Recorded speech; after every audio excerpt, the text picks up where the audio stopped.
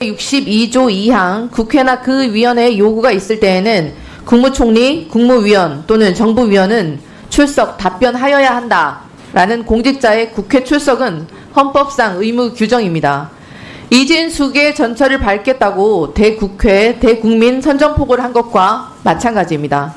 이러니까 국민께서 역대 최저의 지지율을 보이며 사실상 대통령과 윤석열 정부를 불신임하는 수준에까지 온 것입니다. 길어도 3년도 남지 않은 짧은 시간, 그리고 처벌과 책임의 시간이 3년이 채 지나지도 않아 찾아올 수 있다는 점을 강력히 경고합니다. 김준희 지부장님께 질의드리겠습니다. 류일임 위원장의 민원 사주 아니면 혹은 청부 민원 사건이 9개월 가까이 오리무중입니다.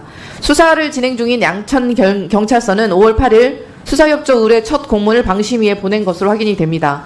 고발 접수 후에 이미 4달이나 지난 후입니다. 민원 사주 의혹에 대한 수사가 제대로 이루어지고 있다고 보십니까? 앞서도 말씀드렸지만 제대로 이루어지지 않는다고 생각합니다. 네, 정말 실소가 나옵니다. 공익 제보자에 대해서는 경찰이 재빠른 표적 수사, 입틀막 수사에 나섰습니다. 지난 9일 경찰이 수십 명의 공권력을 동원해 방심위 사무실과 직원 자택을 탈탈 털었습니다. 이번이 두 번째 압수수색이었습니다. 경찰이 윤석열 정권에 반항을 하면 재미없다는 시그널을 보낸 것이 아니겠습니까?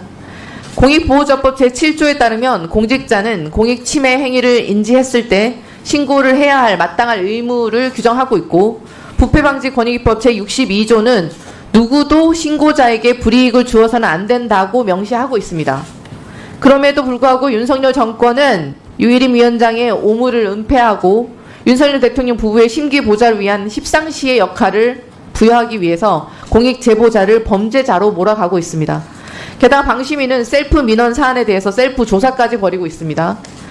권익위로 추락한 권익위가 방심위에 민원 사주 사건에 대한 조사를 떠넘겼는데, 이는 사실상 방심위가 알아서 묻어도 된다라는 윤허를 받은 거 아닙니까? 방심위 감사 세칙에 따르면 류일임 위원장은 감사 대상 범위에 포함됩니까? 포함되지 않습니다. 감사 세칙상 감사 대상은 사무처 각 부서와 그 직원들로 한정되어 있습니다. 네, 사무처만 감사실에 감사 대상이 이미 명시되어 있고 그 감사조차 위원장이 시행 보고 받도록 되어 있습니다. 그렇죠? 위원장이 감사반을 구성하도록 되어 있습니다. 방심위는 왜 갑자기 관련 내용을 또 감사하겠다고 나서서 입장을 바꾼 이유는 또 뭘까요? 위원장의 셀프 조사를 통해서 면죄부를 주기 위한 것이 아닐까요? 그러면 안 되는데 그럴 것 같아 보입니다. 지부장님, 방심위 감사 세칙에 따르면 감사를 실행하기에 앞서서 감사원들이 서약서를 작성합니다.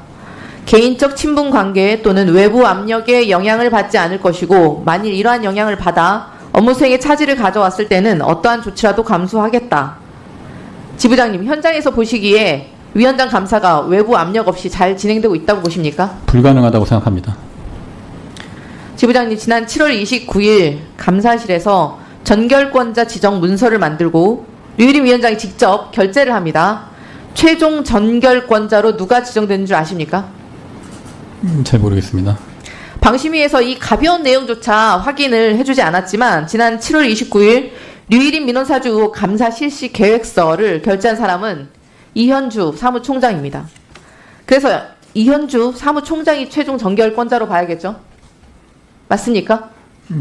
결재가 그렇게 됐다면 예, 그럴 것 같습니다. 그런데 이현주 사무총장은 누굽니까? 유일임 위원장이 지난해 10월 사무총장으로 직접 발탁한 사람으로 사실상 유일임 위원장의 아바타 같은 사람이 아닙니까? KBS 재직 당시 류 위원장과 기독교 신자 모임에서 같이 활동한 걸로 알려져 있습니다. 그리고 공익 제보자의 민원 사주 증거자료 제출 시도까지 거부한 거 아닙니까?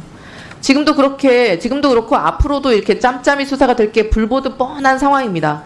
지부장님께서도 이 두 사람의 관계에 대해서 혹시 아시는 바가 있으십니까? 말씀하신 정도만 알고 있습니다. 박종현 실장도 류일임 위원장 민원 사주 때 동고동락했던 사무총장 직무 대행이었죠? 네. 노조에서 박종현 실장이 류일임 위원장 감사에서 이해충돌 소지가 있다고 보고 기피 신청했었죠? 기피 신청했는데 거부로 회신받았습니다. 네, 누가 그런 결정을 한 것입니까? 그 확인 점검자는 이현주 사무총장으로 되어 있었습니다. 역시 또 이현주 사무총장이죠. 어차피 윤석열 정권에 부역하는 자들은 수사할 생각조차 없으니 뭐 저렇게 당당한 거 아니겠습니까? 지부장님, 방심위가 이렇게까지 처참히 무너진 적이 있습니까? 그 전에도 저희가 뭐 썩 그렇게 뭐 잘해왔다라고 생각하지는 않지만 이런 적은 없었습니다. 그 어느 기관보다 공정성과 중립성을 생명으로 알아야 할 방심위가 오히려 윤석열 대통령 부부의 홍위병이 되고 있습니다. 셀프 조사를 더 이상 방조해서는 안 될 것 같습니다. 이현주 사무총장을 감사 라인에서 배제하고 외부 인사들로 구성된 독립기구에서 감사를 진행해야 하지 않겠습니까? 그래야 한다고 생각합니다. 2018년 강상현 방심위원장 당시 평창올림픽 관련 보도자료 배포 과정에 대한 조사를 위해서 야당 추천 상임위원에게 조사 권한을 일임한 경우도 있지 않습니까? 있었습니다. 셀프 조사를 전혀 신뢰할 수가 없기 때문입니다. 아니 이제 보니 감사실이 마치 유일임 위원장의 황제 조사를 해주고 있는 것이 아닙니까? 방심위가 건의 심기위원회로 불려서야 되겠습니까? 안 그랬으면 좋겠습니다. 방심위는 부패방지 건의기법 제60조에 따라서 60일 안에 자체 조사를 마치고 처리 결과를 권익위에 알려줘야 합니다. 네.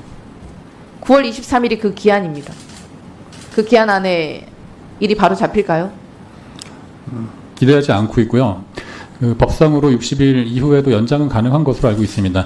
그런데 지금 방심위가 지금 셀프 조사를 하고 있다는 말은 이 사건이 종결되지 않았다는 말입니다.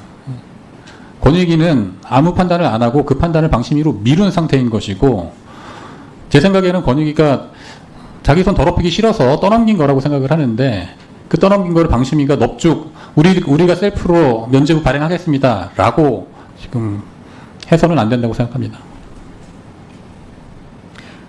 9월 23일에도 민원사주 조사 결과를 발표하지 않는다면 방심위의 감사실과 사무총장이 권한을 남용해서 불법을 셀프로 은폐한 것이라고 봐야 할 것입니다. 방심위의 불법적 행태에 앞으로 저희 과방위에서 더욱 면밀하게 감시하고 강력하게 대응해 나가겠습니다.